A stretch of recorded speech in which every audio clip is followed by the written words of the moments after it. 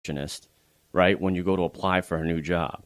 Because if you're applying for office management jobs, they want to see that you're an office manager. They don't want to make the connection that, oh, you're a receptionist and I have to be the one that promotes you into my office manager position. So feel free to take creative liberties. In short, Richard, I would say your resume should be tailored given to the position that you're applying to, and you should have multiple versions of it. Think of it like your sign, like a billboard, or your marketing sign for who you are. Your resume is not who you are, but it's supposed to help get you to the next step. It's like an advertisement. It's like, ooh, this person looks interesting for my position. I'd like to talk to them some more. So how do you communicate that? So even if you were the quote unquote receptionist or whatever, you did scheduling for the executives and salespeople in the office. You did client communications, and these are the things that handled supplies. Maybe did some bookkeeping. Now I know that might be all under your duties.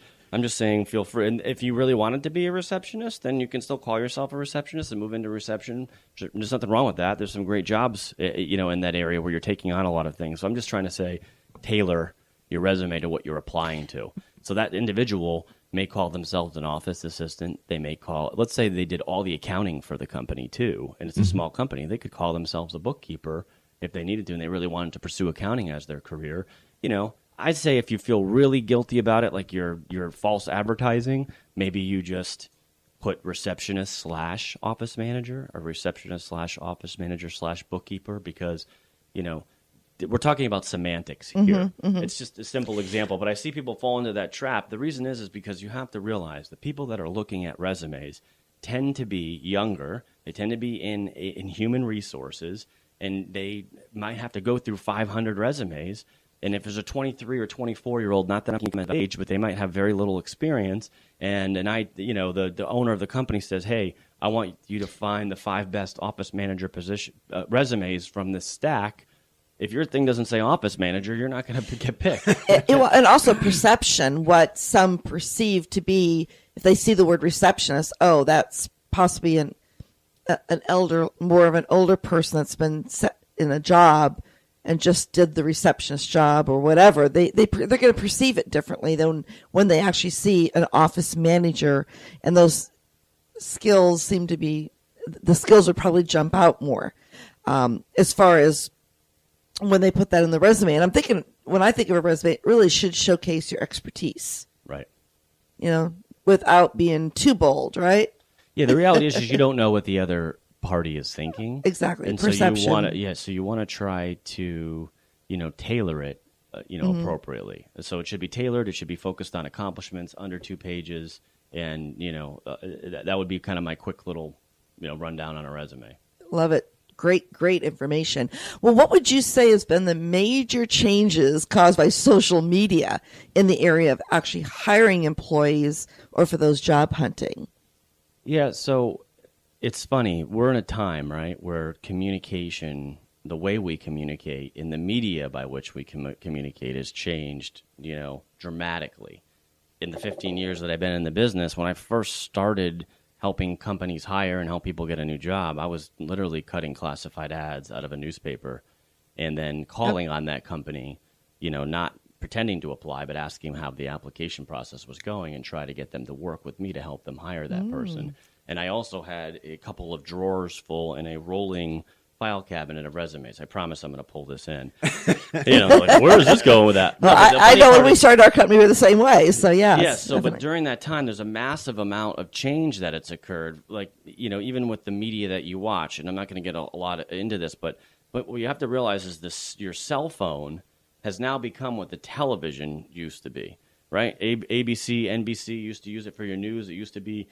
When the commercials come on TV, for example, the first thing, if I don't have a DVR or I can't DVR it, that night or whatever, and I'm watching something live, whether it's a sporting event or something, I immediately pick up my phone during my commercial and look at something, which a lot of people do. Mm-hmm. My point here is that's become the global way, the big way that people are communicating now is using their cell phone. So you want to be part of the conversation, right? So if I come across a resume as a headhunter, recruiter, whatever the names you want to call people, what I do, we're immediately going online to look you up and try to find what your social media says about you that I can't ascertain simply from your resume, because the resume is not enough information anymore. Someone might be like, hey, this is my friend Rachel. Take a look at her resume. She's looking for work. I might even Google her before I even read her resume. And then I can pull up her LinkedIn profile. I can see what she looks like, see where she's been, see who knows her, see how many connections she has. I'll put them on Facebook to see, does this person have a family? What are they about? Are they transparent online? Are they afraid of social media? So there is a wealth of information online. So and I don't know if I completely have answered your question, Richard, but it's playing a huge impact, because this is the hard part about a resume for people that don't do what I do. For example, if you're in HR, they want to know who you are, what you're about, what your family is about, what you're like, what's your intention of staying, what do you like to do for fun. The clients want to know all that stuff. It's really like 80% of what they want to know is who you are, but it's supposed to be under the guise of a professional resume, and I'm just interviewing for a position. But the reality is we make decisions not solely based on that, right? So the reason why my service is very popular is because I think the best way to get a job, right, is through referral, right? Let's say you guys know me, right? And I'm not doing what I do. And you're like, Tim, I really need a great salesperson to work for my company.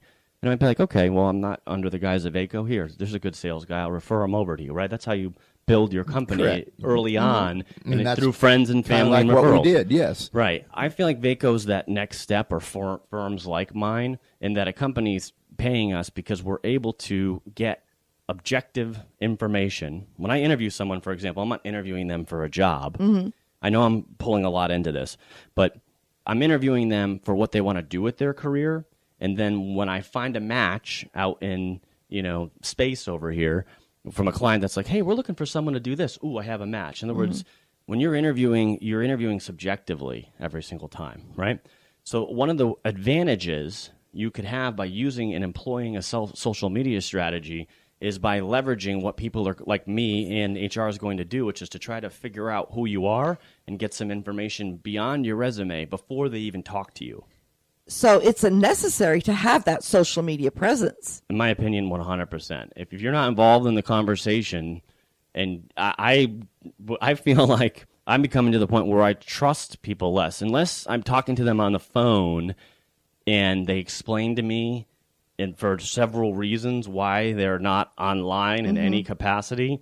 But you often wonder about that person. Maybe they have a fear, or they have something to hide. Again, I don't want to go through all what negatively could go through your mind. You like to hope for the best. But my reality is, what's the fear? You can control what you put on the internet. You don't need to put your address and pictures of your kids, which a lot of people end up doing, and it's great. I mean, you don't hear about that anymore. I'm talking more from a career perspective. You're hiring people, right? Or a lot of times, my CEO says this a lot. He goes, it's really funny. When clients are so focused on hiring on skill set, they get so focused and they hire on that skill set, and they think they've done a great job of hiring on that skill set. And then on Monday, the person shows up. And with that comes all these other nuances, their personality, what time they showed up, who they're going to be, drama, what they're doing. Yeah. And so, hey, I hired the skill set, but now I have a person. And that's what social media helps you convey, and if leveraged properly, can give you many advantages. No, great information. Again, need to make sure that you have the right image on social media. So especially when you are job hunting, wanting to excel in your career, to make sure that the right image is coming out to those that are searching, because they're going to take a look, like it or not. What's funny is I talked to this young applicant. He was friends with my boss. He was actually from out of town. And what was really interesting was he had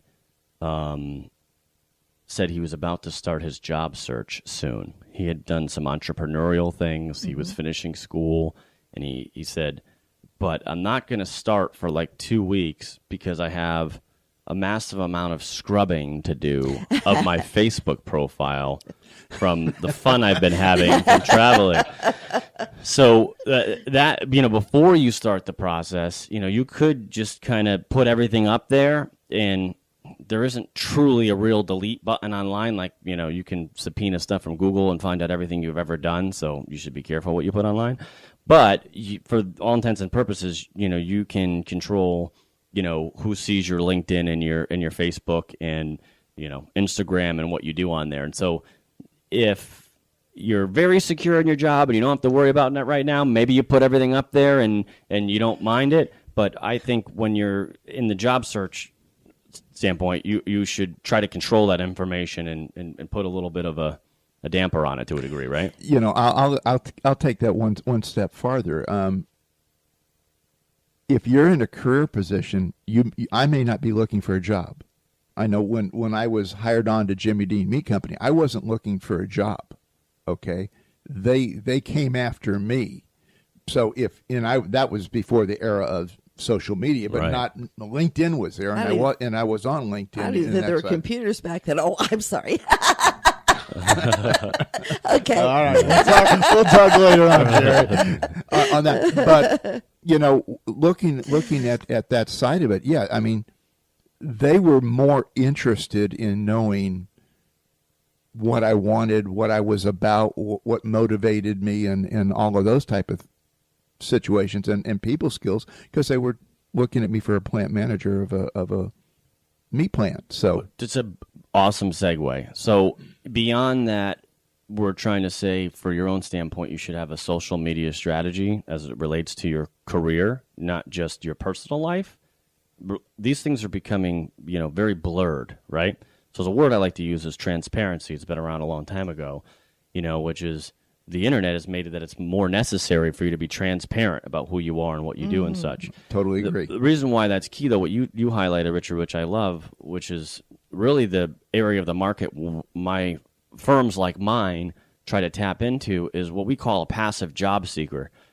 You may not even be active, so I almost want to retract what I said a little bit earlier. Don't just scrub it when you're ready to get a new job. You should be careful about what you put on there, and that it's important and valuable. And, Cheri and I were talking before the show. We take time to think before we put anything on our social media profile. It's done with a purpose to add value or have a message or do something. Most definitely. Because someone could be looking for you, meaning you could be in your job, be there 4 years, and be relatively happy and have a unique skill set that someone like me is looking for. And I call you up. Little do you know that there's a new firm in town that's building a new, division that someone like you would be excellent to head up, that could double your salary or change the dynamic overnight.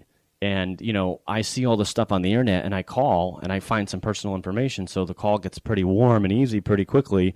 And lo and behold, you have an opportunity knocking on your door, and all you did was keep yourself what we call passively available, meaning you have some sort of profile and such online. I mean, LinkedIn has changed the dynamic because of that reason. They've made more professional profiles available like never before. I mean, before we had to literally call through resumes and I mean, still we use a ton through referrals, because you get one good person and, you want to tap into their sphere of influence. Our sphere of influence tends to be the best way to help us take the next step for anything. Whether you want to hire a plumber or, get your new position.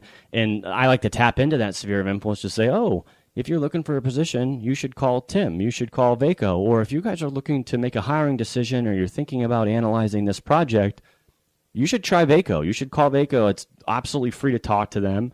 They're a contingent firm, and they give, they consult with you on what the next best step might be. So we might not be able to help you directly, but I can promise that there's value through the process. Couldn't help but put a commercial in there for myself. And it was a doggone good one at that, Tim. I was supposed to be subtle, but I figured I'd call myself out. Right? No, it was awesome. It was awesome. But exactly. I mean, that's why you just really have to be very careful. And, there are so many that do not understand the process of social media either. As you said, you can scrub it. You can have stuff out there. But if something was shared that you had made public at one time and others shared it, you weren't able to delete that. Right. And Twitter is one of those accounts that as soon as you put something on Twitter, it is made into a web